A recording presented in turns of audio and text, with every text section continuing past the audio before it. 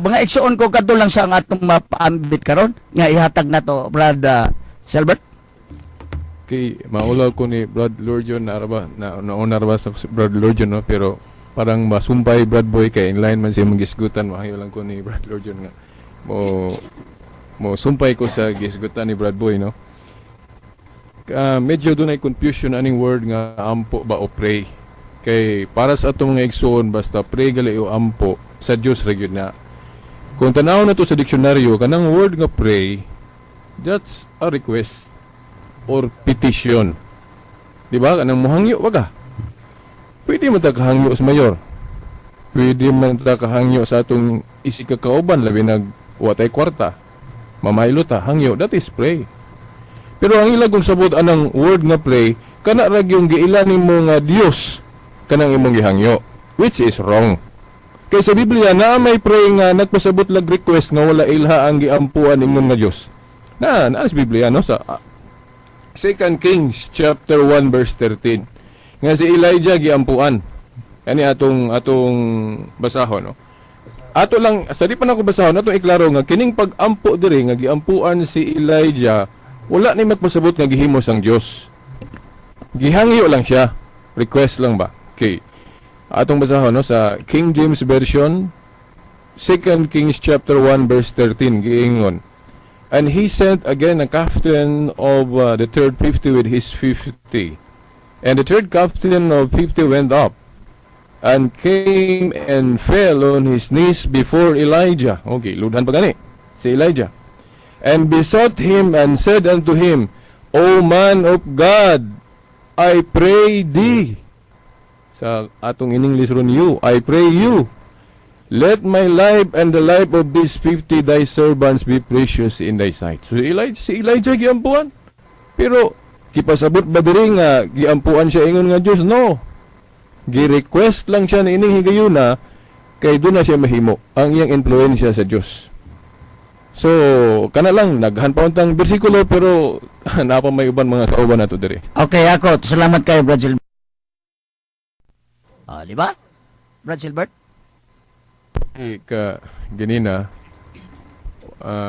naminaw man ko, di na nag-text nga, magibasa ng maintag, naminaw ko no si Veritas, no? Munang to give atong nag-text sa ilang programa, munang nianhig ko.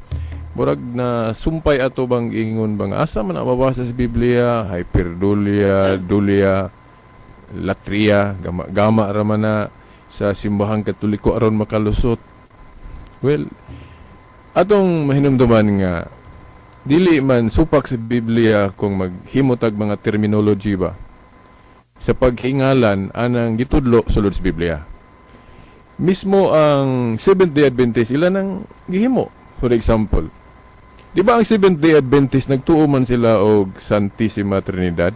Kung dili man gani butang ang Santissima basta Trinidad lang kay Trinitarian naman pod ang Seventh-day Adventist. Pero dili man na mabasa sulod sa Biblia kanang pulong Trinity. So sila otro pod di ay mogamit og termino nga wala sa Biblia paghingalan anang gitudlo sa Biblia nga adunay usa lamang ka Dios sa tulo ka persona. Para sana pong although nakabasa pug og ilang libro nga motuo pod sila monotheism. I believe upon God. Pero di ta kabasa sulod sa Biblia litra por litra nga kanang theism na siguro monotheos. Pero kanang i-combine ng monotheism di ta kabasa sulod direct sa mente sulod sa Biblia. Pero tinuod na kay ang buot pasabot ana I believe upon God. Now karon ang pangutana. Kanang pag-ingon og simba nga alang lamang sa Dios hinganlan na tog latria, supak ba day na? Kung supak na sa tupa, supak po di ay ang paghingalag Trinity sa usa ka Dios sa tulo ka persona.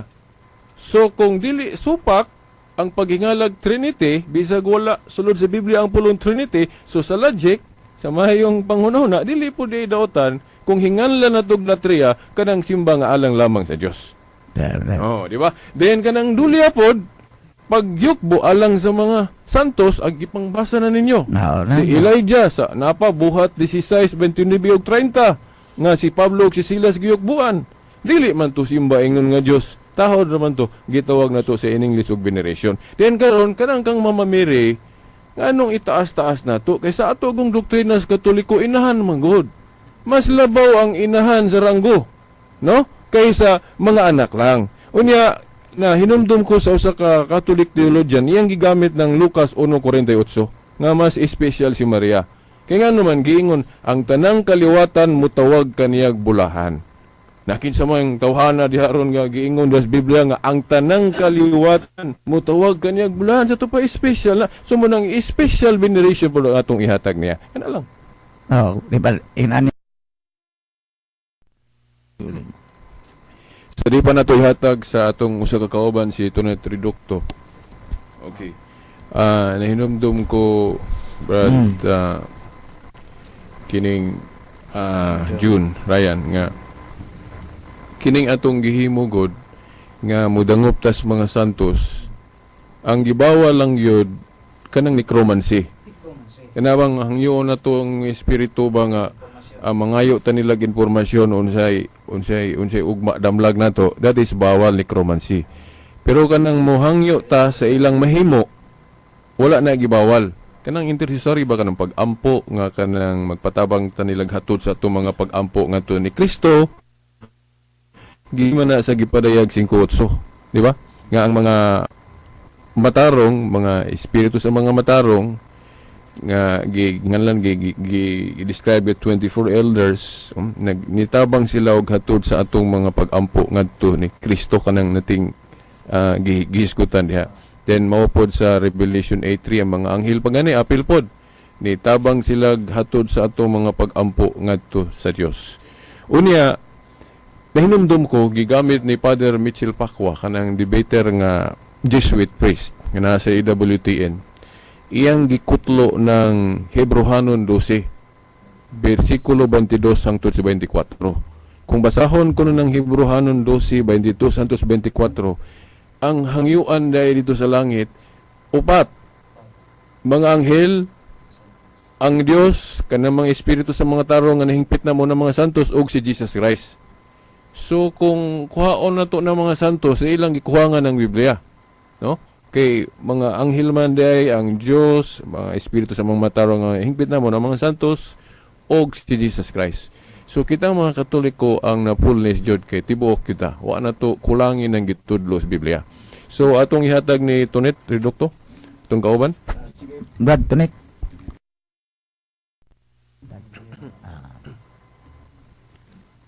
Okay. Na kadumdum ko ganina si Cornelio o Pedro gigamit to nga argumento nga di lagi mayukbuan, no? Ang mga santos gi-explain naman to ni Brad Lord John. Now nakadumdum lang ko nga usa sa exegesis nga akong nabasa nganong ang expression ni Pedro negative sa gibuhat ni Cornelio.